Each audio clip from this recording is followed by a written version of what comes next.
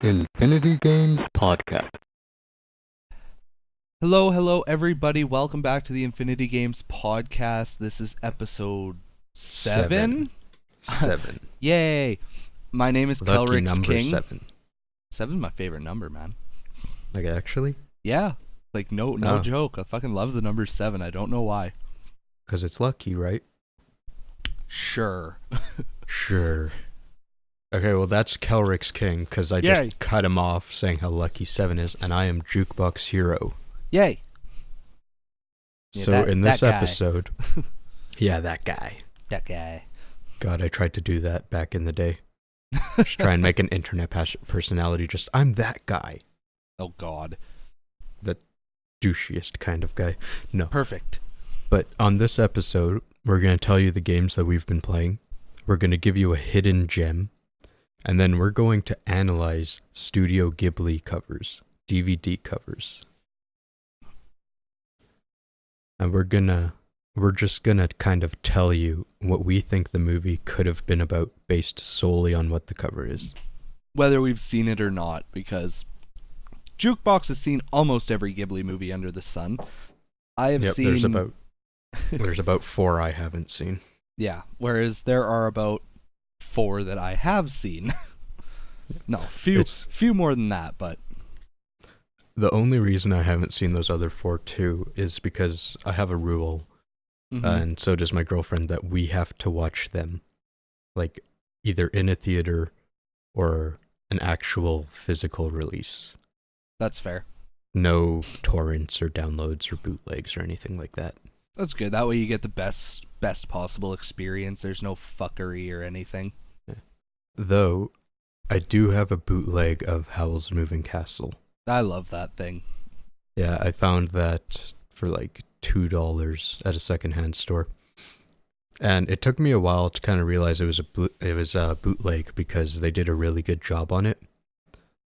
What really gave it away is the cover image on the DVD had nothing that said Disney or Buena Vista Home Video or anything like that.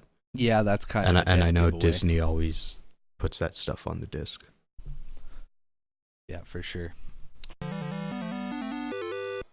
It's time for games we've been playing. The segment where we give insight on what we've been playing. New or old, good or bad. Here is what we've been playing. Alright, well, we'll kick it off. What have you been playing, Jukebox? Well, I played a little bit of the Pinball Arcade again. Nifty. Just maybe 3 games or so. And I'm kind of proud because I got the highest score on Pinbot, which is one of my favorite tables. That's awesome. Yeah. So the original high score was kind of like the one that's set automatically when you turn on the machine or whatever. Yeah. And I beat it by about 2 million points. So I had 4 million and something. Jesus Christ. Yeah. It was kind of weird, though, because I was playing on the Wii U gamepad at the time, while Kari was playing Persona 5. And it's kind of hard to see an entire pinball machine on that tiny screen. Yeah, no kidding. But I did a lot better than I usually do, so I kind of wonder if maybe there's a latency issue between the gamepad and the TV when I normally play on the TV. There very well could be, or it could be something similar to just a smaller screen. Because, like, for example, when I'm playing Destiny, I play on a 27-inch computer monitor. And if I go from that, if Hylexa Queen, my girlfriend, if she goes to bed and I go out in the living room and I go to play again, like, I suck shit immediately because everything just feels 10 times slower to me. So yeah. It could also be just a difference in screen size, but going from a TV to a Wii U gamepad might be a little bit extreme in that sense. When you go from a smaller monitor to a TV, usually in the first place, monitors don't have many special settings beyond, contrast, brightness, RGB type stuff. Mm-hmm. With a TV, a lot of them will have anti-aliasing and black levels and about 1 million different modes and settings that could slow down the video output. Yeah. Because when it receives the signal, it'll have to go through all these other little things that adjust the video before it gets on the screen. Gotcha. So that introduces a lot of latency. Okay, well, I mean, that's all German to me, but makes sense. Yeah, so if anyone has a similar issue, usually modern TVs will have a game mode, and I highly suggest you just go to game mode because it turns off the majority of those extra settings. Yeah. I might have to start trying that. But yeah, so I did Pinball Arcade. Yep. And then I was playing Castlevania Symphony of the Night. For real? Yeah, for real, because we were talking about it last podcast, and I got super hyped about it. Lovely. And? I kind of had, first off, I kind of had to, like, smack myself, because I was so busy, and, like, when I'm not doing stuff, I have this constant feeling of dread, like I should be doing something, or I should, like, make something for me to do. There's always shit you can do. But, like, I was just kind of like, fuck yourself, sit down and play a video game for once. Because for like several months on like the other podcast I'm on, Podcast TBD, yep. We'll do a similar thing, games we've been playing, and I'll just be like, yeah, Pokemon Go and Duel Links every goddamn time. Yep. But my god, Symphony of the Night. So I am playing it on the Xbox. It's Konami Classics Volume 1. It's on there? Yeah, it's a small collection. It has Frogger, Castlevania Symphony of the Night, and Super Contra, the arcade version. Ooh. Yeah.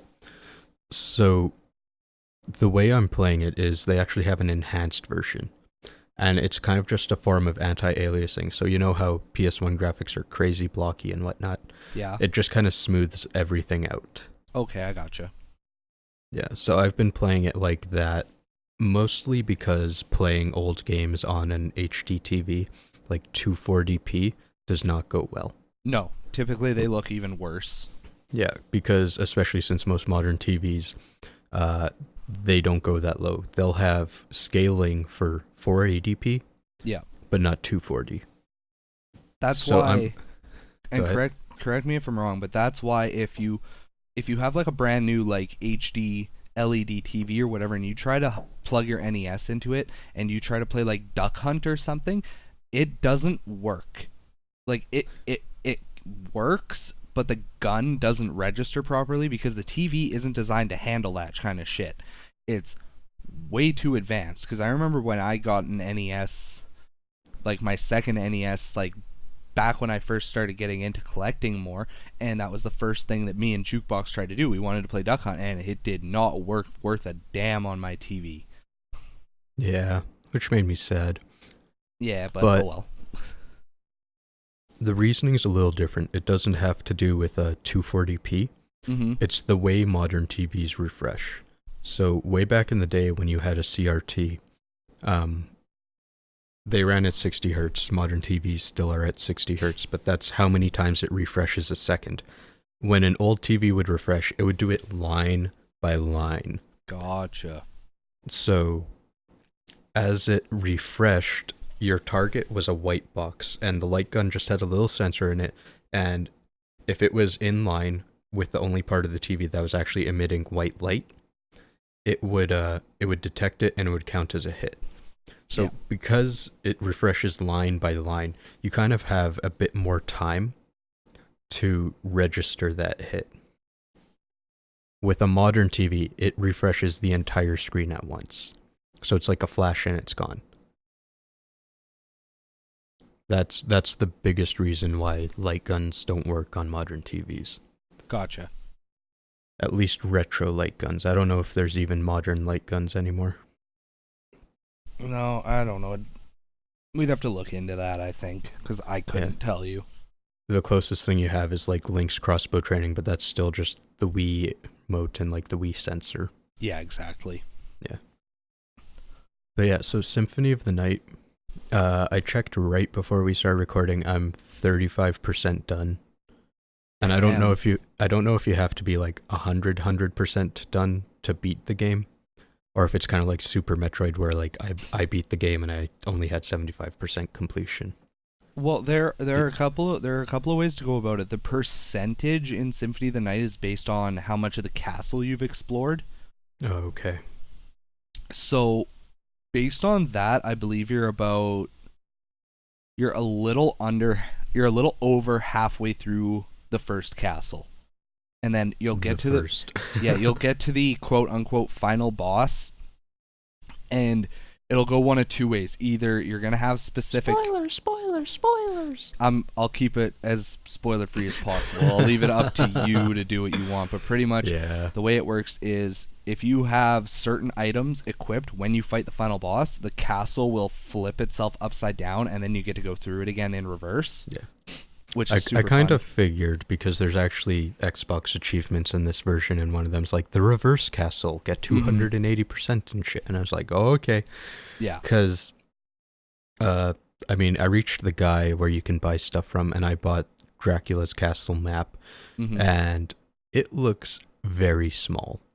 It does. Go ahead.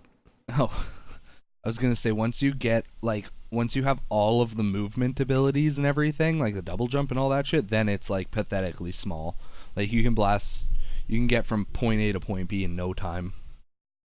Yeah, because, I mean, I saw that and I was thinking, like, you know, this game seems really small, but at the same time, I know there's going to be some reverse shit, and I know there's secret rooms and stuff, so I don't know how it compares to Super Metroid, but just from what I can see right now, it seems tiny in comparison. Yeah, if it actually is, it's kind of beyond me.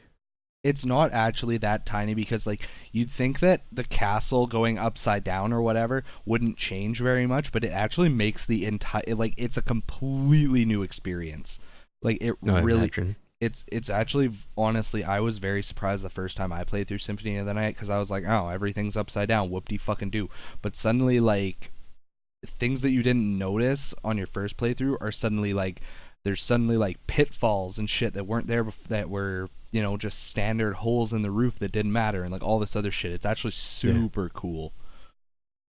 I know. I kind of can't wait, but at the same time, this game, it like grabs me and then it loses me. So like at the very beginning there, even getting through that first boss where it's like the demon carrying the bird thing with the spear. I mean, I had to redo that like 12 times. Yeah, like I had to go back, grind, level up once, find a short sword, and I mean, it was a huge bitch, is about as much as I can say. But it almost lost me at that point, because I was getting frustrated, and it was like, if this is what happens first thing in the game, is the rest of the game going to be a grind fest? Is it going to be this ridiculously hard? It really isn't. Yeah, like the answer I could come up with, even just playing, you know, an hour and a half past that, is it's not as difficult as that first battle, but I still think that's a real kick in the teeth for the first big boss to hit. It like kicks your ass over and over. It's kind of unfair, because it's like you play the game and it's like the game does, that's like the second time the game does you, or no, that's the third time the game does you real dirty. It's like you start the game and you're one-shotting everything, and then death is like, lol, fuck you, I'm gonna take all your shit. And then you're you're super weak. You got a little dagger, and you're like, no, fuck me. And then you kill something, it drops a new weapon. You're like, holy shit, that's awesome. You get the red rust or whatever. You put it on, and it's fucking worse than your little starting knife. And then, like, it has longer range, but it's like fucking 3 times slower. So the first weapon drop you get that you get excited about is fucking garbage. And then you get to that first boss, and he kicks your ass. Like, the game definitely fucking puts you through the ringer. But no fucking kidding. Once you get past that, like, honestly, it's probably one of my favorite games of all time. It's so fucking good. So, I never used the red rust. I didn't really care that it had a bit of a longer reach. I just kind of stuck to the short sword. But what I'm finding in this game, like especially comparing it to Super Metroid, is there's not a lot to do in it. Like, I go through masses of rooms where there is nothing. And, you know, getting all these candlesticks and everything, I'm addicted to, like, hitting them and getting the hearts. But, like, my hearts are always full. There is no challenge to retaining enough hearts for your special weapon. I mean, the save points are easy enough to get to, so you can redo your health if you don't have a potion or you can't find wall chicken. I mean, wall chicken. In fucking Super Metroid, there's always at least enemies to fight or better platforming. Like Yeah. the entirety of this Castlevania Symphony of the Night, it feels really loose to me. Like the jumping and even the moving and getting fucking knocked back when you get hit, all that stuff just feels like a relic of the past or something. I agree. Symphony of the Night definitely had, in my opinion, it definitely had a harder focus on exploration, whereas Super Metroid, I feel, focused a lot more on combat. See, I really disagree, because with Super Metroid, I mean, every single area, like main area, like Castlevania Symphony of the Night has main areas, but like every single area had several secrets, and you had to use your weapons to find them. So like first you had to explore to find your weapon, and then you had to explore to use it. Whereas Symphony of the Night, most of the time, the things that you're finding are just like max hearts, max health up, or whatever. Sometimes a weapon, but I mean, you don't get extra movement stuff as often, and it's not as essential, kind of. Yeah. I mean, I know you were talking about points where there's like rooms with spikes and you need the spike armor type thing. Mm-hmm. I loved that. But like even beyond all of this, like the atmosphere in Symphony of the Night, I don't feel any sort of urgency or fear or anything like I would in Super Metroid. Yeah. So sorry, go ahead. No, I actually had one last thought, and that's, when did Symphony of the Night come out, and when did Super Metroid come out? I mean, Symphony of the Night was a PlayStation 1 game, so it definitely came out after Super Metroid, but just give me a sec and I'll look it up here. I'm getting phoned, one moment.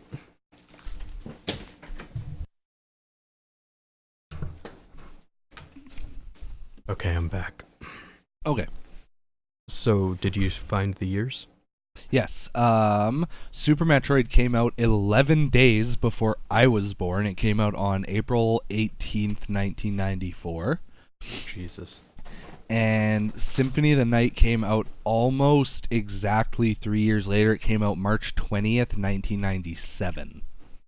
Okay, so the way games were developed back then, we can almost assume that Symphony of the Night was kind of a rip-off or copy or whatever, because every Castlevania game beforehand was very strictly like a 2D platformer. Yeah.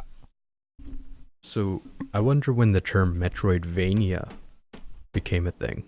Because it almost bugs me after playing Symphony of the Night, because, I mean, I guess these two, series are kind of the two biggest examples of that kind of gameplay, but at the same time, I mean, I feel like Metroid did it better, and it did it before. Yeah. Yeah. So, I don't know. The term just feels a little weird now.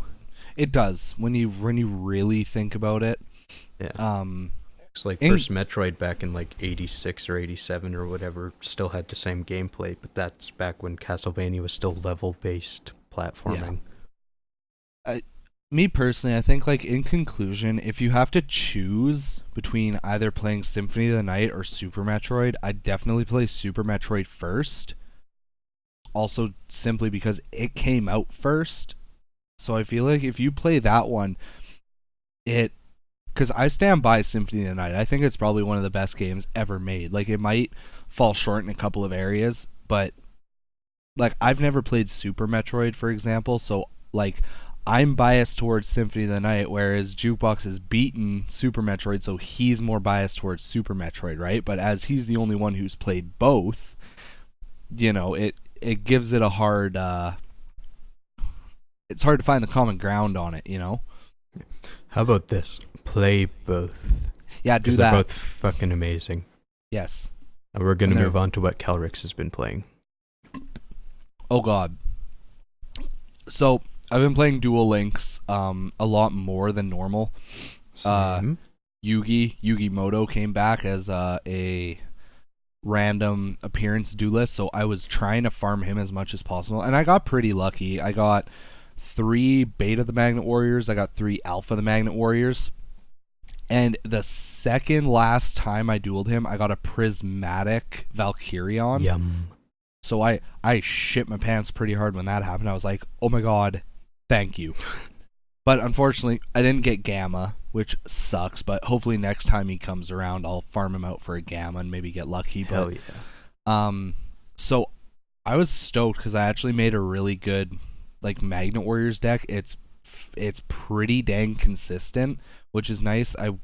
There are a couple of cards I wish I had in there. Like, I wish I had one more Delta, the Magnet Warrior, but I gotta wait for the card trader so I can buy one. I also wish I had a Gamma, just in case I lost my Deltas, and then that way I still have a way to get Valkyrion onto the field. But, so, I did that, and I've actually been having a lot of fun with it lately, surprisingly, even though my card draw luck is still hot fucking trash.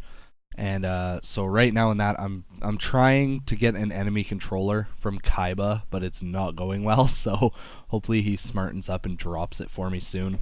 I didn't know that's how you got the enemy controller, because I still don't have one of those.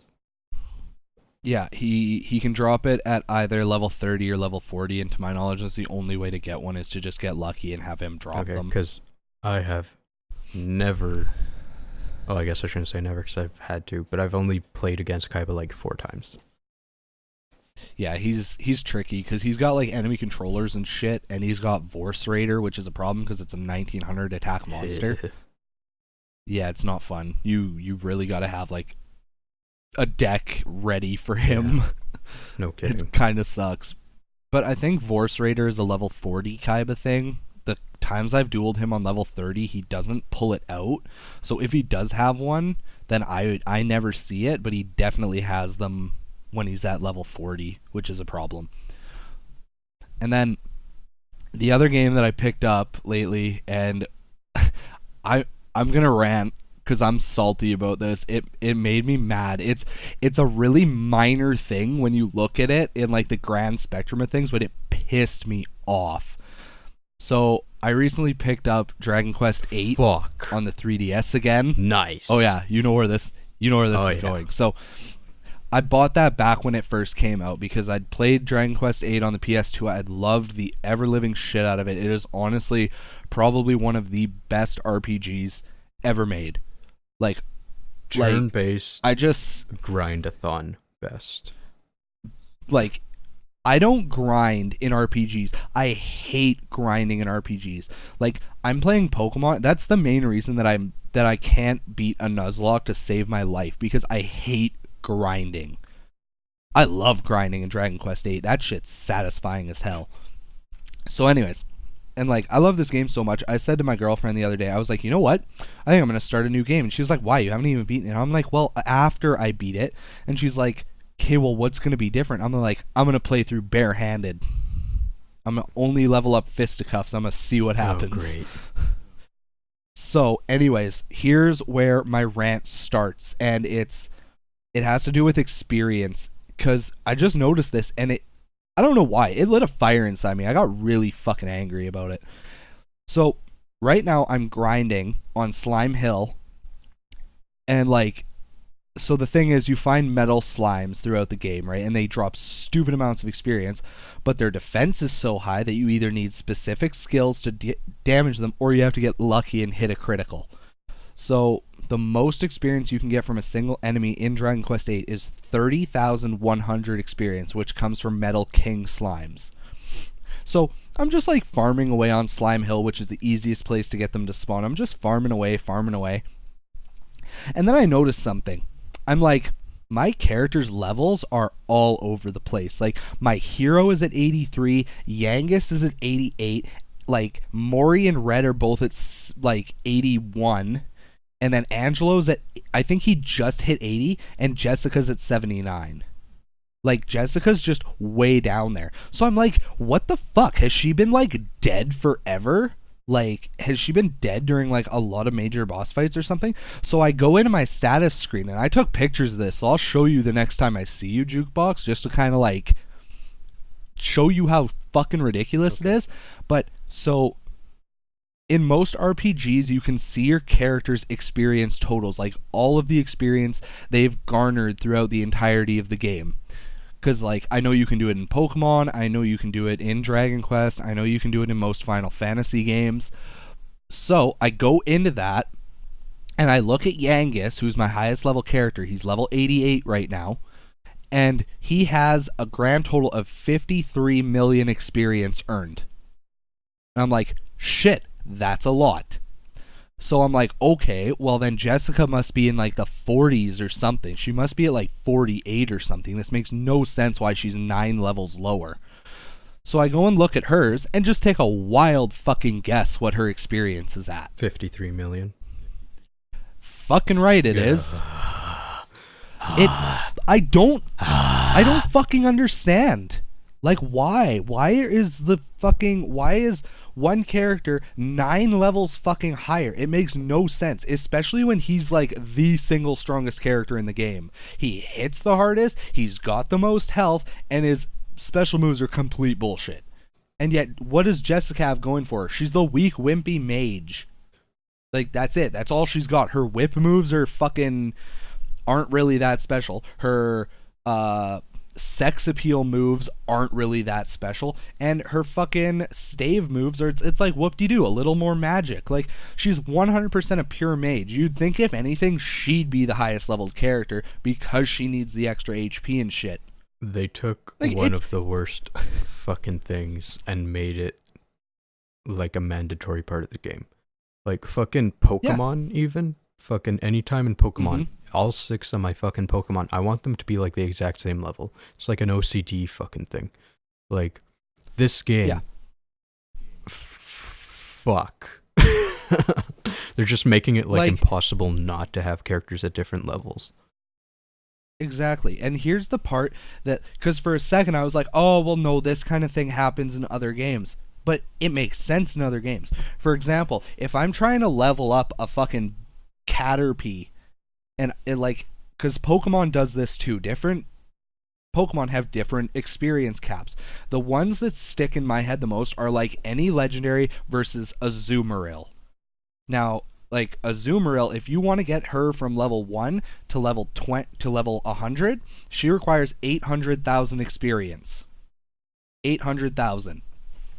If I want to level up, like, if I want to get like a Charizard or something to level 100, he, I believe, takes like 970,000. If I want to level up an Entei to level 100, he requires 1.2 million experience. But there's a big fucking difference. There's a big difference between a fucking legendary Pokemon and a fucking Azumarill. Yeah. Right? There's a huge difference. And anybody who knows anything about competitive Pokemon battling, I know Azumarill's a fucking god with its fairy typing, huge power, and play rough. I know that. I'm not stupid. But there's still a big difference between a fucking Entei and a goddamn Azumarill. Whereas in Dragon Quest VIII, there's no fucking need for it. Why are all the characters' experiences, their levels, out the fucking window? Why is everybody different when there's no difference? If I'm using Mori or Angelo, there's no fucking difference, except, ooh, Angelo has a little bit more magic. And if I use Red over Angus, it's like I'm trading power for speed. If I'm using Jessica over somebody else, whoopee, a little more magic. It makes no goddamn sense. I don't understand it, and it made me fucking salty. Because I'm going to be grinding this game, and I'm going to have Yangus at 99, I'm going to have the hero at 94, and Jessica's going to be like just getting into the mid-80s. I'm just sitting back here eating popcorn listening. I know, it's entertaining, isn't it? But like, Kelryx. I don't... Kelryx, take some deep breaths with me. Blow directly into the microphone so people get the point. That's like, such fucking horseshit, dude. I mean, I have to assume there's some sort of balancing. Like maybe during development they were like, okay, if they're all at the same level, this is just a little too OP, this is just a little too much magic or some shit. But at the same time, fucking 5 levels can't make that much of a goddamn difference. No. Yeah. But it's also, and the part that made me mad about it is it's only noticeable at later levels. Throughout the entirety of the game, it's like you start out Dragon Quest VIII with the hero and Yangus. Right. And they're both level 1. So you get them up to, like, you'll probably have them at level, probably around, if you grind, you could maybe have them as high as 9 or 10 by the time you get Jessica. If you go through a little more casually and you don't go out of your way to level up, then you're probably going to be at about level 8 like I was. I believe Jessica joins you at level 7, unless you're like ridiculously over leveled, and then I'm pretty sure the game will compensate you a little bit. Right. But, so if you're playing through normally like I was, she'll join you one level under. And for the majority of the game, that's where she'll be, assuming she doesn't die during a fight or something, which never happened for me. If anybody was dead, it was Yangus, because he was out of fucking MP and he was useless at that point. So that just hits it home even more. Like, why is the one who is most likely dead more often a higher fucking level? So it's like all throughout like the fucking 10s to the 20s to the 30s, 40s, 50s, their levels are all within 1 or 2 of each other. Like, at the very most, they're 2 away. So why is it all of a sudden now I'm in higher levels and she's fucking 9 levels behind? Like, it doesn't make fucking sense. It really doesn't. Exponential She doesn't learn any more experience growth. It's the Right? same kind of But thing in Pokemon Go. So, like, my mom is almost level 31. I'm at level 29. But there's like a 500,000 experience difference between us. Right? But that's the other weird part. It's like her and Yangus need the same amount of experience to level up, and they've garnered the same amount of experience the whole time. So either Yangus should be level 79 or Jessica should be 88. Like, it's just one of those things. It doesn't make sense, and it's like That's stupid. It doesn't matter. Fucking heads at Like, Square Enix. well, yeah, that's just it. It's like you can beat Dragon Quest at like level 62 if you're prepared for the last boss, because the last boss, to my knowledge, is no fucking joke. That's why I'm just like, fuck it, I'm gonna hit level 99 and just be a god and walk through him. Like, Yeah. So where I'm at right now, it doesn't fucking matter, and I don't care. It's just one of those things. I'm like, this makes no fucking sense. Why? Peeved. Super peeved. Yeah, it just, because, like I said, I'm going to get Yangus to level 99, everybody else is going to hit 99, and then Jessica's going to need, like, another 2 hours of grinding to hit 99. Like, it's fucking annoying. Anyways, my rant's over. I just thought that was bullshit. I just needed to share that with everybody. So, running theme, we bitch because we care. Go play this game. Exactly. Oh, God. You know, we kind of unofficially deemed this the anime podcast. So, I think it's fair to say, a little factoid, Akira Toriyama, he is the creator of Dragon Ball and Dragon Ball Z. He also does all of the art for Dragon Quest or Dragon Warrior. Yep. Fucking stick that in your knowledge pipe and smoke it. That's why if you ever pick up a Dragon Quest game and you're like, why does this guy look like Goku? That's because Goku's designer designed that guy. It's, I won't get into it, but it's pretty standard. It's like, if a manga artist gets popular and they get serialized and their shit runs for a good long while, the next time they do something, that art style is ingrained into their fucking DNA at that point. It's like, good luck doing if anything and when different. Yeah, exactly. It's like, if and when One Piece ends, God, I hope not, but at the same time, it kind of needs to one day. So I have a good example. If One Piece, sorry, yeah, go ahead. I'm pretty sure his name is Ken Akamatsu. He's the guy who created Love Hina. He also did AI Love and Negima. They all look the fucking same. Yep. They're all fucking rom-com harems. Yep. Fucking like pioneered that. Yep. But that's like all he goddamn does.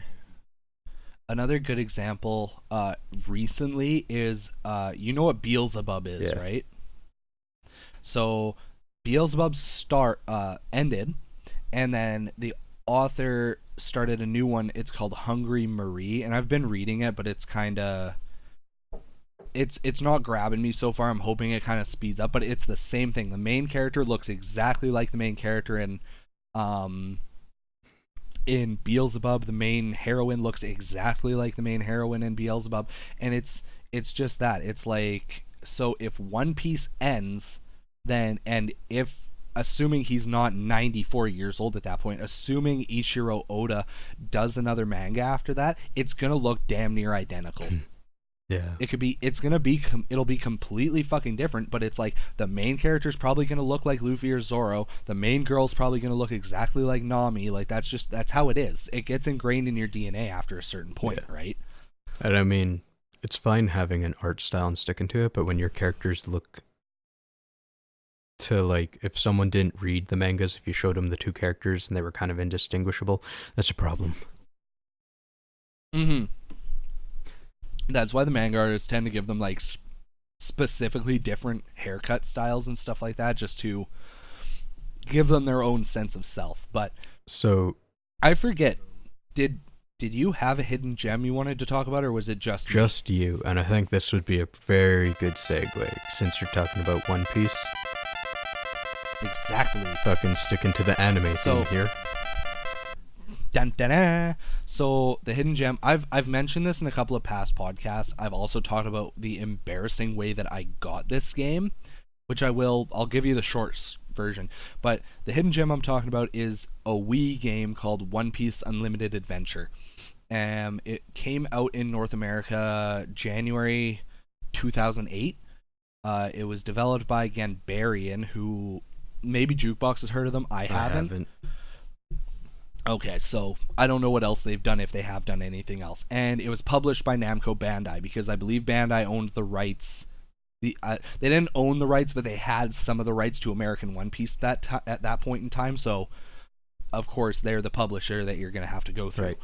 So, to short story this, the way I got this game was Jukebox and I have a couple of game stores near the city we live in, and we used to go there a lot and just, see what was happening. But we were teenagers. We didn't have like stacks of cash to buy all these cool games and stuff, right? We just liked looking, and if we had $20, maybe we could get a Mega Man game or something on NES or whatever. If we're lucky. So, yeah, if we're lucky. So we go one time with our buddy, and he had a job at the time. I didn't. Jukebox didn't. But Buddy did. And I find this game, and I've wanted this One Piece game for I've known about it for like 4 years at this point. I'm like, I need this game. And I'm like on my knees begging him to buy this game for me. And I'm like, you keep it in your possession. You keep it at your house. I will buy it back off you as soon as possible. So 15 minutes go by, and finally he caves. So that's the embarrassing story about how I begged my friend to buy me a video game.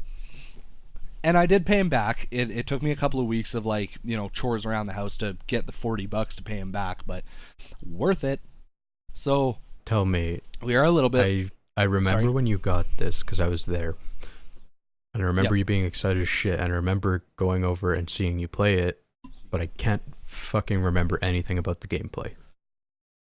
Okay, so the thing that I love about it is, and again, if you know anything about One Piece, you know that it centers around the main character, Monkey D. Luffy, and his pirate crew, which is called the Straw Hat Pirates. So, in this game, one of the best parts about it is you have 8 playable characters. You have Luffy, Zoro, Usopp, Nami, Sanji, Chopper, Nico Robin, and Frankie the Cyborg. Now, when this game came out, nobody knew who Frankie was because he hadn't been localized yet. Like, he was just popping up in the Japanese. Like, he was just starting to get some traction in, like, the manga and the anime in Japan, right? So, it was super cool that he was in it. But he's also left off of the cover art and everything because nobody knew who he was unless you kept up with, like, the translations and shit online. So each of the characters has their own move pool, and they don't just start off with a full move pool. It's like when you start the game, like you start with Luffy and you got to go find the rest of your characters. He literally has one punch. That's all he's got. He's just got a move called Gum. One punch. Jesus fuck. So he's only got one move called Gum Punch. So it's literally like right, straight, right, straight, right, straight. And that's all you're doing to hit the first few enemies you run into. But the cool way that the level up system works in this game is as you use the moves, they level up. And as they level up, you unlock new moves. So you just hit guys with your standard A button attack. Your Gum Punch levels up to level 2, and then you get the second part of the combo. You level that, you level the second move you get up to level 2, then you get the third part of the combo, and then you have like a standard 3-hit combo. And then you start getting like, it'll show you, it'll be like in the air A button or whatever, like an aerial attack, it'll say you need the third part of your combo at level 3, you need your dodge attack at level 2 or whatever. So you have to keep experimenting and using different moves to get more moves. And it's the same for every character. They all have their own move pools. They all have specific requirements to upgrade said move pools. So initially you'd think, oh, well, why don't I just use nobody but Luffy and just level him up to the max right at the beginning, and then I'll just like stomp through everybody? Well, you can't do that because the bosses are designed in a way that certain characters are better against certain bosses. Like, there's secret bosses at the end of the game. Like, you can go and fight Whitebeard if you want, but he'll kick the shit out of you. But if you watch the YouTube videos, almost everybody that fights him uses Nami of all characters. They don't use Luffy, they don't use Zoro, they use Nami because her dodging attack and her aerial attacks are OP as fuck when it comes to Whitebeard. So you have to practice all your characters, you have to play all your characters, and it's like, if one dies, you switch to another one immediately. If all of them die, then you get a game over. So there's a lot of trial and error. There's a really cool crafting system. Like, it actually encourages you to go like fishing and like go around with a bug net, and it's because like you're gonna get to a part in the game where it's like, hey, we need a pickaxe to break this boulder so we can move on to the next area. So you got to go and find, you know, so many pieces of wood and so many rocks to make a pickaxe, and then you'll get to another area where it's like, we need to make the pickaxe stronger, so then you got to go and mine like certain ores and shit to upgrade the pickaxe. And then it's also the same if you want to make potions or antidotes or whatever. Like, you got to go hunting for the bugs and the fruits and the flowers and all this to be able to make your shit. So sounds expensive. There's a lot to do. It is. There's a lot to it. It's a long game, but it's honestly, you feel fucking good about it. Yeah. Like, I will admit, there are a couple of times where I was playing through it and I'd get to a part and I'm like, man, fuck, I gotta go all the way back and try and find one more of this bug so I can get through this area. And it's like, when that happens, it's a bit of a bummer. But then you get into the new area and you're like, worth it. So I kind of remember you playing I could this rant. now. Yeah, it's a lot of fun. It's up there. So it's a wonderful game. didn't they like re-release it on PS3 or something? Or is that a different game? What happened? It was a different one. What happened is the unlimited quote-unquote series of the One Piece games is actually really big. There was Unlimited Adventure, then there was Unlimited Cruise 1, Unlimited Cruise 2, both of which never got localized. They got localized in fucking Europe and Australia, but they never came to North America, which is bullshit and a half. And then they got Unlimited Cruise SP2, which was on the 3DS, which was both of the Unlimited Cruise games in one game, which was awesome. And then what we finally got was we got Unlimited World Red on PS3 and PS Vita, which was after the time skip. And I bought it and I played it and I love it, but I'm also sad because it starts you out with a full move set. Like, you have full combos, so it kind of takes out the fun in... Yeah, it takes out a lot of the fun in switching around your characters and having to have variation and everything, which kind of bummed me out. I never beat the game because, unfortunately, the changes they made to it made it a little bit more boring. It wasn't as exciting to have to level up and get new moves and all this other stuff, right? It's still a perfectly good game. If you find it for PS3 on sale or whatever, definitely pick it up. You're probably going to have a great time playing it. It's just, if you play Unlimited Adventure and then you go to Unlimited World Red, like, it's a big difference. So, Unlimited Adventure, how rare would you say this game is? I've only seen one copy of it ever. I'd call that a hidden gem. It's hard to find. It's really hard to find. If you find it and it's less than $50, fucking throw your credit card at the person. Because if you wanted like a brand new sealed copy of that game, it's at least $200 on eBay. I'm pretty sure even like just standard games of it probably go for over 100. I mean, hell, I'm gonna look it up right now. Why not? Yeah, it's not like I'm doing it. Like, it's not easy. It's not easy to get a hold of. While you're looking that up, I'm just gonna kind of introduce our main topic. So yes, please do. What we're going to do is we've picked out 4 Ghibli movies. Actually, I had a Twitter poll, but it was completely tied up, so we were like, fuck it, and just picked 4 that we liked. If you want to get involved with us, we do Twitter polls, and we ask for your input on Twitter and Facebook, so if you want to, like, hit us with some info, stuff that you want us to talk about, fucking do it there. But we picked out 4 Ghibli movies. We're going to look at the North American covers. We're going to give a little description for them for people who are only listening to this, not watching or anything. And we are just going to kind of judge the movie based on its cover. Like if we think it's going to be good, and then we're going to kind of decipher what it's about. To be fair, we have seen 2 of the movies. The other 2 we haven't. But we're going to go into this with the mindset that we haven't seen these movies. Also, fuck me, I stand corrected. You can get copies of it on eBay for, I'm seeing as little as $10, but I wouldn't really trust. I honestly, I wouldn't really trust it if it was any less than $30. Yeah. But I am seeing there's a factory sealed one that's going on eBay right now for $77. But I mean, are you looking at sold listings? I am. Okay. There was one that sold for $77.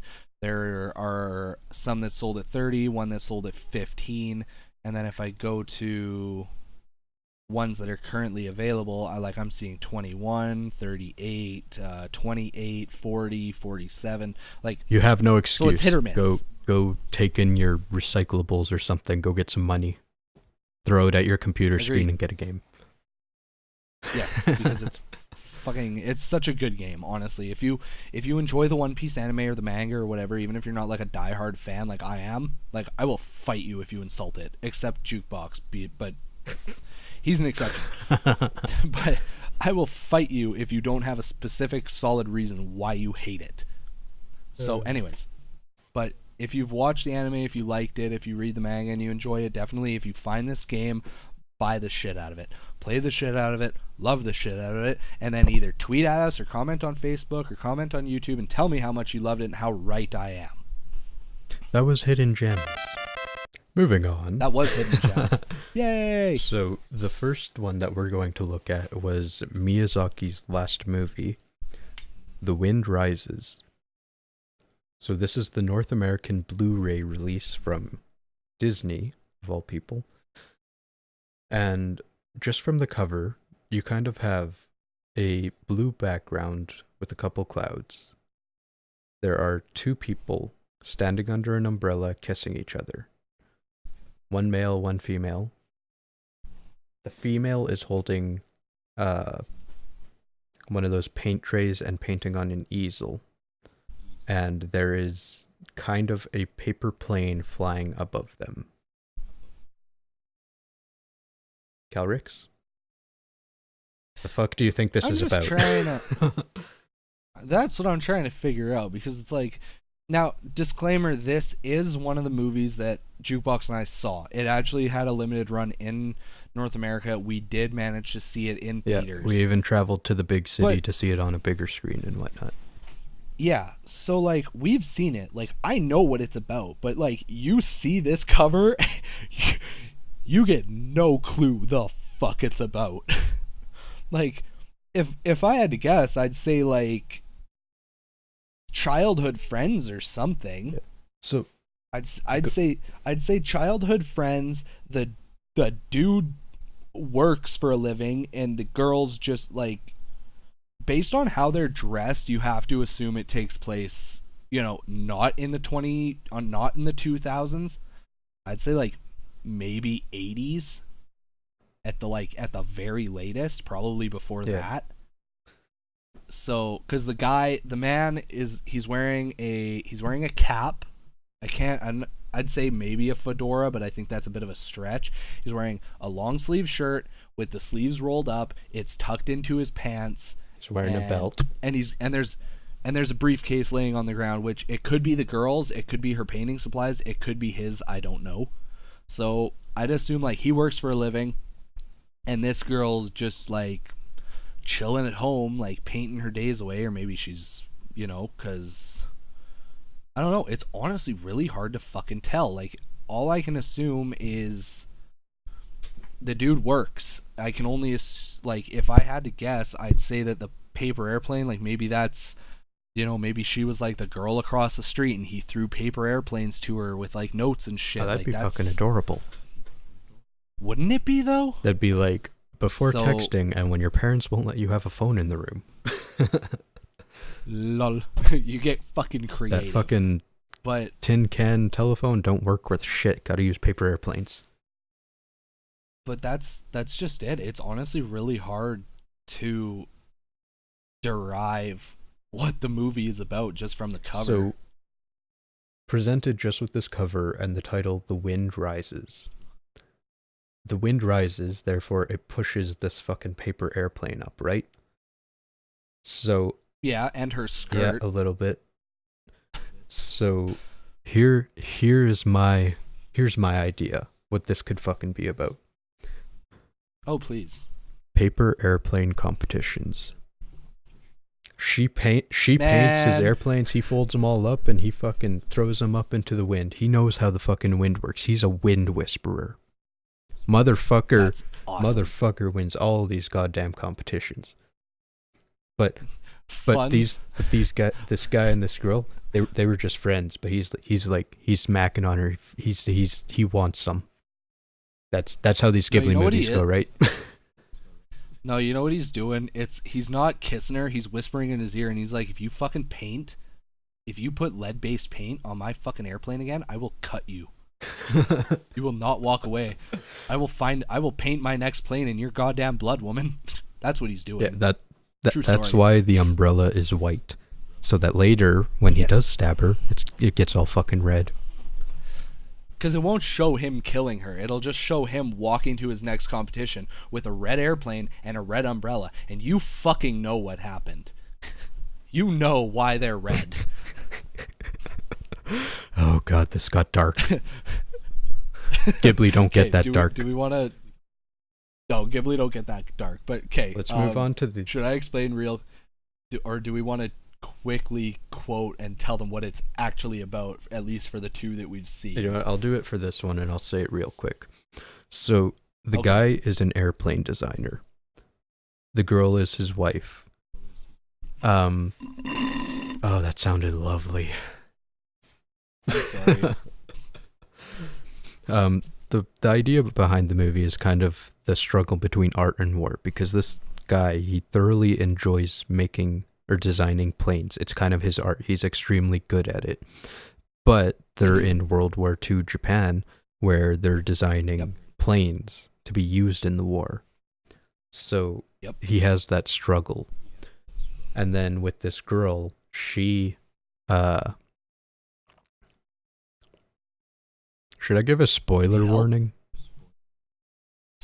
Quick spoiler warning. If you don't want it, skip like a minute ahead.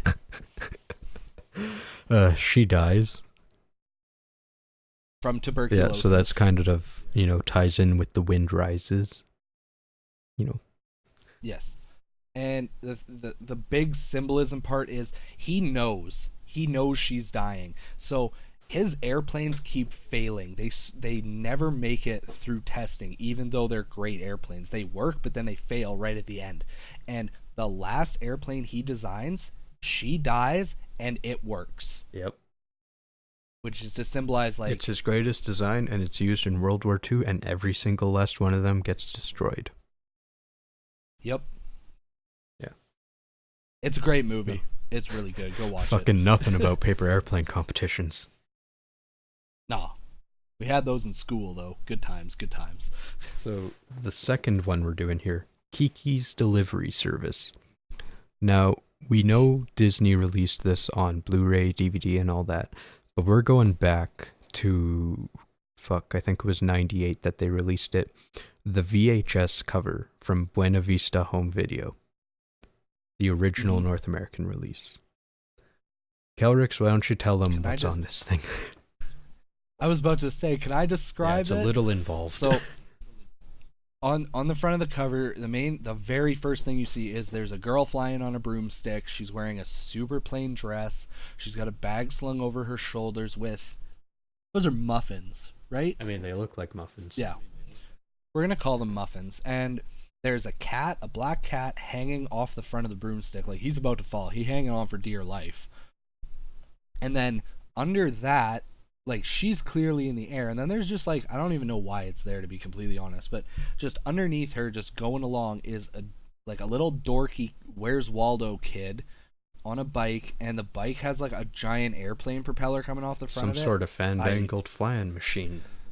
Reckon? Yeah. Like, I honestly don't, because again, disclaimer, we have seen this movie, but we're gonna analyze it as if we haven't. So I can't even remember what the fuck his bike is actually for. I don't know why he has a propeller on the front of it. But he wants to fly. So just going off of the cover, like, there's a girl on a broomstick. When you hear flying on a broomstick, what's the first thing you think about? Because witches. I think witch. Witches. My pretties. Fuck. So, another thing is, she has a black cat for a pet. Fucking black cat, witches, Again, parallels. It's a standard, it's a standard staple, right? So, and she's got a bag, she's got muffins. So I'm gonna assume that she's either, I mean, the movie is called Kiki's Delivery Service, so I'm assuming she delivers shit.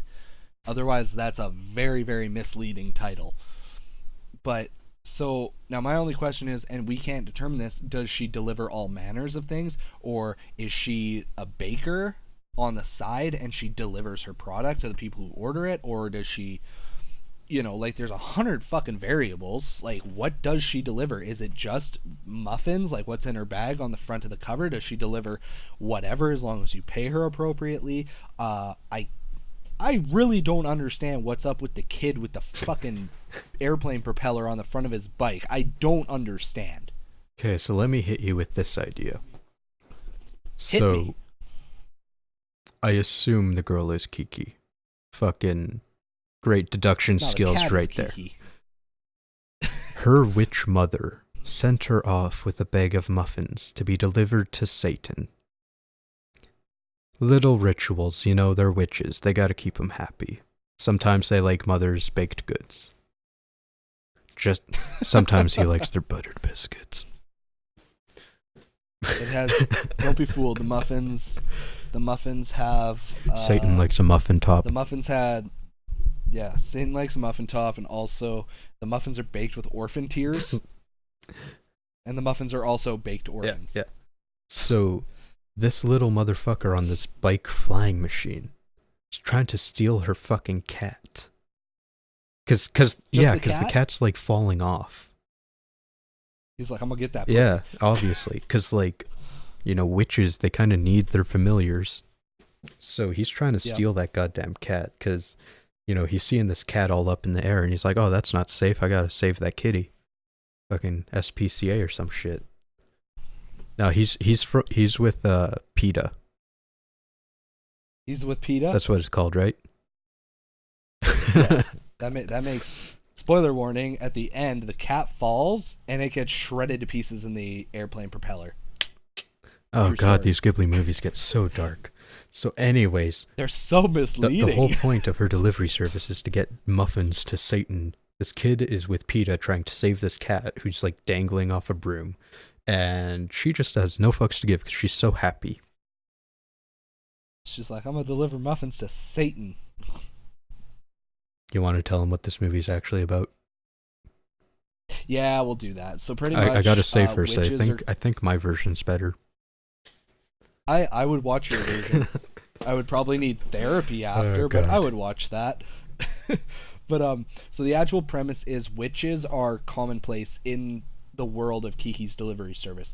And what happens is, like, to my knowledge, it's been a while since I've seen it. She moves off to the big city away from her mothers.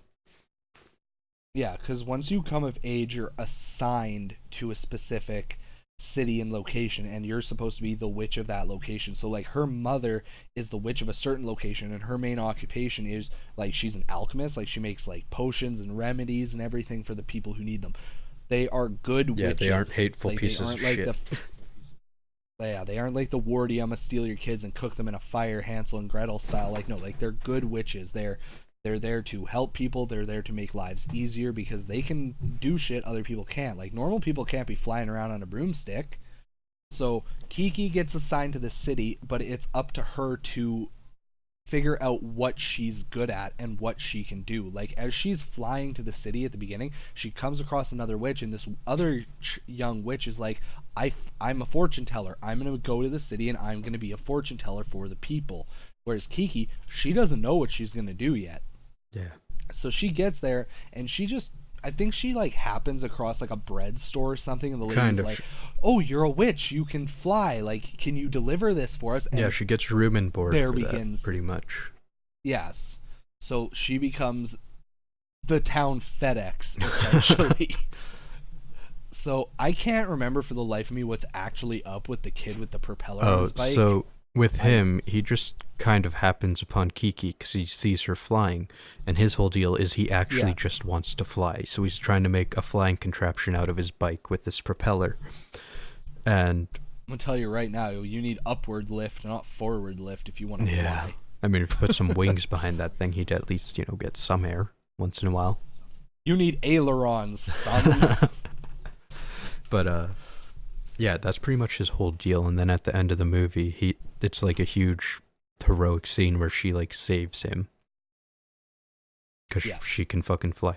Actually, her whole struggle beyond not knowing what to do is it's kind of like a belief thing. She has to believe in herself to believe she's a witch, kind of thing. So she loses her powers the more like depressed she becomes, kind of. And then it's a big deal when she saves him because she kind of gets her powers back. Yeah. Because, I again, it's been a while since I've actually seen it, but she becomes unable to fly after a little while, doesn't she? Yeah. And then she can't hear Gigi the cat. Yeah, because she can hear the cat talk because, again, he's a familiar, right? So, okay, why don't you tell them about the next... So, disclaimer, the next 2 movies we haven't seen. So if you have seen them, give them, like, the one-sentence summary. Yeah, like... Tell us if we got anywhere close. Yeah, so... Jukebox is going to tell you about the next one that we're talking about. So, Cat Returns. This is the North American Disney Blu-ray release cover. And really, it's kind of like old-timey London. Like, they got the old street lamps and very elaborate housing. All kind of made I don't know what the fuck I'm like looking bricks at. and cobblestone. And then in the foreground, it's a fucking cat in a suit with a top hat. Dapper-ass cat. So... It's a bad cover, honestly. Really like, it's not good. Like, it's literally like Jukebox said. There's like some old timey houses. They're very elaborate. There's like stone. They're made out of like cobblestones. There's bricks around the windows. It's an old timey street lamp, and there's a cat with a bow tie, a cane, and a top hat. So my main question is he like just a special anthropomorphic cat, or is that like what the whole world is? Is it like some old school Studio Ghibli Zootopia type thing? So I actually kind of wonder if maybe not quite that, but do all animals appear like this to each other, whereas humans just view them as normal? Could it be some sort of like Toy Story shit? I suppose it could be. Very well. Here is my crackpot theory. Oh god. Does it involve Satan like the other two? No, this one's actually kind of chill. Oh, okay, cool. This is a dapper orange cat. This is the Japanese anime version of the Aristocats. Oh fuck. And this picture on the front is from like the end of the movie, where O'Malley gets his shit together and goes and lives with the well-off white cat and its kids. Riveting. Right? Fucking, you know how that shit goes. Japan, you know, they kind of latch on and they make everything look anime-like and weird. Yeah, for sure. So, I'm just trying to like even half-assed assume, because the title is The Cat Returns, which implies that he left at some point for some reason for some amount of time. Right. But it's like the cover gives you no indication of who he is, why he left, if there's anybody that he left, or whatever. It's literally just the fucking spiffy-ass cat standing in front of a bunch of houses. You know what? In the Aristocats, O'Malley kind of leaves the city for a while when they're in the country trying to save the kittens. And then he returns and he becomes a dapper motherfucker. Yep, full circle. Well, I'm latched onto this, man. Fucking Disney got the rights to release this. It's all fucking making sense now. I swear to God, after this podcast, I'm going to fucking look up a synopsis, read it real quick, and I'm going to tell you how close you are. Not close at all. Not close at all. But I mean, it's just that, like, you know, doesn't he look part kind of the reason I haven't. He seems more disinterested to me. He's kind of got a bit of a furrowed brow or something. He's got like it's hard to tell if it's a furrowed brow or if it's just their attempt at drawing in a little bit of fur detail. Because it's like, it's hard to tell just by the artwork if he's like got like a bit of a smug smile, if he's upset. His eyes are kind of in a very normal position. It's very hard to tell. It really is. The fact that he has his hat off, in my opinion, could potentially be symbolic somehow. It could be him. We never know. This could be from the picture could have been done from the viewpoint of somebody or something else. Like maybe he's returned to his owners or a family or whatever. And maybe he's like standing in front of the door and he's got his hat off like, oh God. Right? It's honestly super hard to tell. If you guys are having a hard time believing us, like just Google The Cat Returns and just look at it. Like it's not. You know, I just I looked it up on Wikipedia. Yeah. I'm just gonna read the first paragraph of plot. The story is of a girl named Haru, a quiet and shy high school student who has a suppressed ability to talk with cats. One day, she saves a dark blue cat from being hit by a truck on a busy road. The cat is Loon, Prince of the Cat Kingdom. As thanks, the cats give Haru a gift of catnip and mice, and she is offered the prince's hand in marriage. Her mixed reply is taken as a yes. Nothing like fucking Aristocats. Fuck me. Yeah, like there goes like out the ballpark. Bitch better be careful, cause you know, fun fact, male cats have barbed penises. Ow. So I mean, I feel sorry for that girl. Latched on and it ain't fucking letting go. That's fucked up, to be completely honest. Like, so now my only question is it like she saved this cat when she was young and he's returning for her hand now because she's of age or something? Or is it just like he was like, I need time to think about this, don't know if I want some human bitch, I'm gonna go, you know, get my fucking wild teenage Vegas years on and then come back for her after I've had my fill? Like, what? Yeah, fucking I read it's a spin-off of a different Ghibli movie, Whisper of the Heart, just like a single scene where a girl's like imagining stuff, and I vaguely remember her imagining this cat. So maybe the cat returns literally just means that this cat returns to like it exists again. It wasn't just a one-off thing. Yeah, maybe. I don't know. Should we move on to the last one? Anyways. Yeah, let's move on to number 4. So we're looking at the North American DVD release cover from 2005, I think. Palm Poco.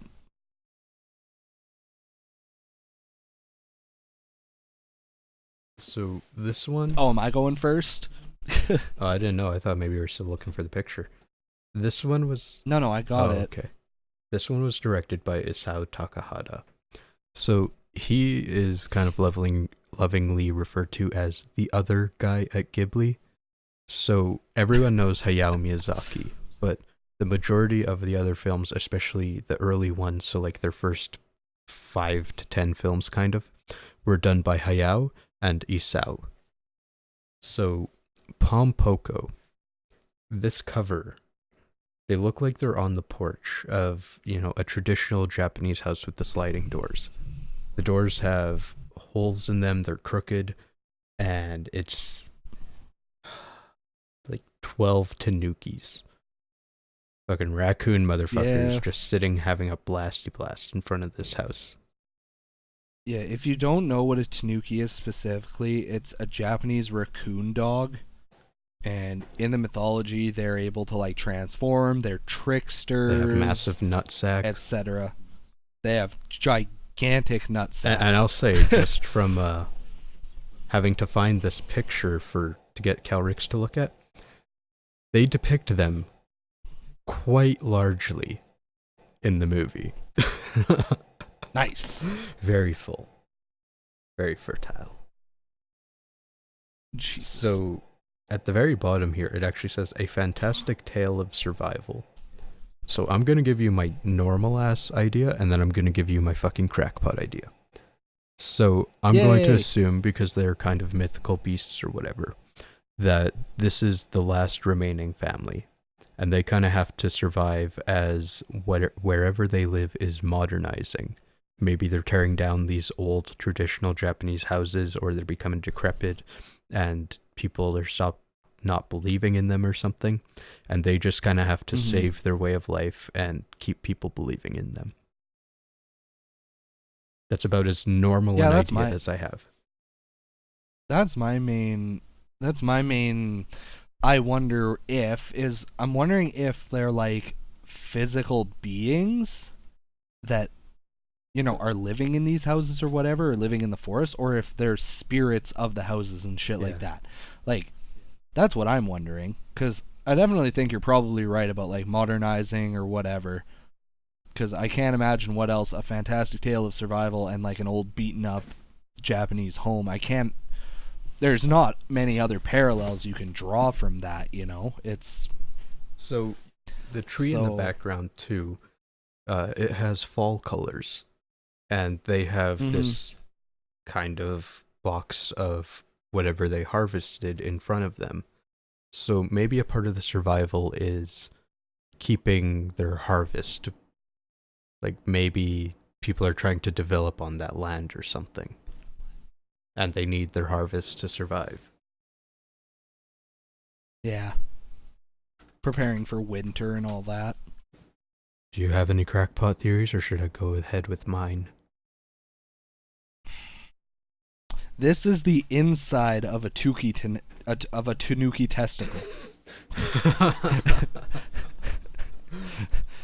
These fuckers aren't born yet.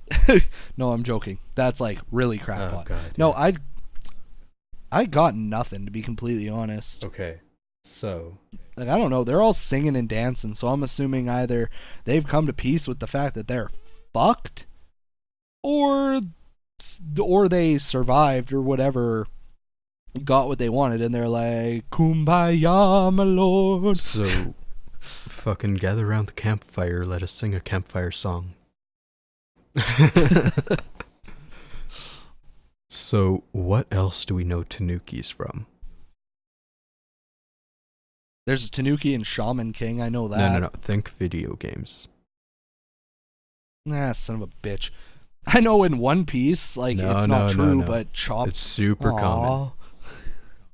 Aw. I got Mario nothing. I don't know Bros. where 3, you're going with this. the Tanuki suit. When people think of Tanuki, that's like the only thing they know, right? Except you, apparently. Except me. But the fact of the matter is, I'm a fucking spelling nerd, and Tanuki in the Mario games is spelt wrong. Fucking whatever. That's a translation thing. So this is a tale of survival. Fucking how does Mario get those suits? Skinning them alive? Yeah. How else? Hey, How else? You know what? We're kind of back to PETA, because that was a thing for a while. They were like, oh, he's skinning raccoons. So, fucking this movie is all about, it's a tie-in with Nintendo. It's all about these fucking Tanukis trying to survive as Mario has sent his brother out to skin them alive and shove them into tiny boxes so Mario can find them throughout his wacky world.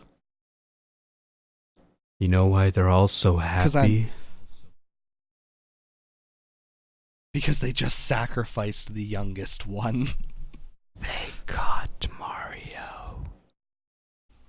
Oh, shit. Yeah, guess what's under those fruits? No, actually, you know what? Even better. They have the princess. Oh, shit. You know, you can't have massive nuts and not use them. I was gonna say, like, because, I mean, Mario's stopping at nothing. Like, he'll pop open a question block. He'll be like, oh, God, why is there a fucking skinned raccoon in here? And he's like, you know what? I don't care. If it gets me all up in Princess Peach's nonsense, and I'm put it on. I'll do what I gotta. Get in Peach's Peach. Get in Peach's Peach. Oh God, this got fucking weird. So nope, no, it's right where it's supposed to be. This is 100% how the movie goes. Is they caught Princess Peach, and they're like, you know what? If Mario's gonna skin us to get in her, then we're gonna get in her, and then we're gonna skin her, and we're gonna see how he likes it. Oh God. And that's how that movie ended, kids. Please find a synopsis so we can unscar people. So, Pompoko, first paragraph of the plot. The story begins in late 1960s Japan. A group of Tanuki are threatened by a gigantic suburban development project called New Tama in the Tama Hills on the outskirts of Tokyo. The development is cutting into their forest habitat and dividing their land. The story resumes in early 1990s Japan during the early years of the Heisei era. While limited living space and food decreasing every year, Tanuki begin fighting among themselves for the diminishing resources, but at the urging of the matriarch Oroku, they decide to unify and stop the development. Holy shit, dude, my fucking original theory was like right on par with this shit. I was gonna say, like, yeah, you hit the nail on the fucking head. Yeah, okay, I'm just having fun with these crackpot ideas so people know. But like, yeah, I've there's only 3 or 4 Ghibli movies that I haven't actually watched yet. So I kind of get where these things go. Yeah, exactly. Whereas I'm like, again, I've only seen like maybe, I'd say maximum, I've seen like maybe 8 or 9 Ghibli movies. Out of like, there's how many? There's like 30 now, isn't there? I think there's 20 main movies, and then they have some shorter stuff.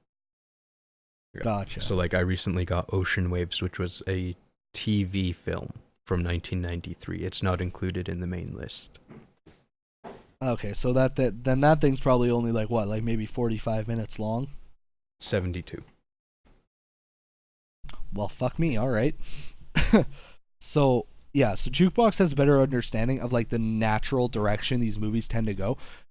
Just for, again, a quick disclaimer, Ghibli movies are very lighthearted for the most part. There are a couple that will fuck your day right up. Grave of Fireflies. But I was going to say Grave of Fireflies, like, you will cry. I haven't seen it. One day I'll watch it. I'll probably cry like a fucking man baby, but they get to you sometimes. There's some serious scenes, but for the most part, they're very lighthearted, and a good example of that is when we went to see The Wind Rises in theaters, the part where the main character and his girl, when they do get married, it at one point implies that they're making a baby, or trying at least, right? And Jukebox, I don't think you yelled, but audibly enough for like the 7 of us that went to see the movie for us to hear it. You're like, you're not implying sex in my Ghibli movies. No fucking way. Back that shit up. Like, I honestly don't remember that. That is something I'd do. It happened. I'll tell you right now because I pissed myself laughing. Well, it's not as bad as fucking. God, what's the one with Turbotastic? Wreck-It Ralph. It ends, and I just like. And then they all fucked. Yeah, everybody in the theater shot you a bit of a look after that. Well, anyone within earshot. Yeah. That's kind of my thing. A movie ends, and I'm just like, and then they all fucked. Jukebox, they're all dead though. They still fucked. Yes. Zombie fucking. Zombie fucking. Oh, God. Don't got to worry about catching anything because your cock falls off afterwards. So, I think we need to wrap this up. But for everyone listening, yes, the Ghibli movies we discussed, if you have any stories or experiences, or if maybe you saw the posters or the DVDs, what you thought they may have been, fucking tell us. Hit us up with that juicy crackpot theories. Yes. Absolutely. Oh, God, yeah. And if you enjoyed this, fucking tell us and we'll do it again. Yeah, absolutely. I wanted to mention at the beginning of this episode, and I forgot because I was too hung up on my eventual rant about Dragon Quest. But I wanted to mention that Jukebox and I would love to do a video where we just talk about and discuss your guys' favorite games or your hidden gems, or specifically your hidden gems, I think was what we decided. Yeah.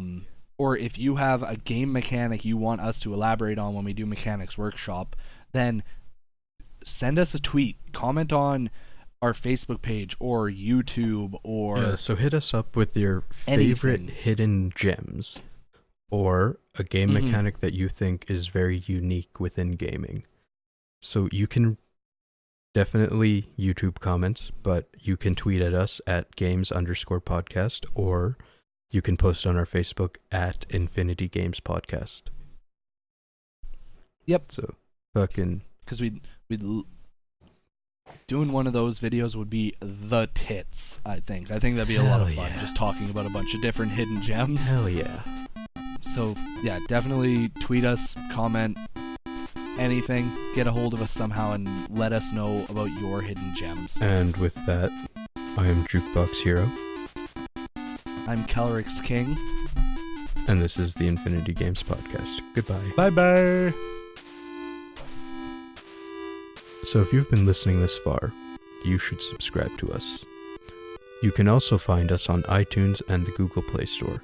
Or, if you like, we have an RSS feed which you can subscribe to in your favorite reader. If you leave us a 5-star review on iTunes, we'll be sure to read your review on the show.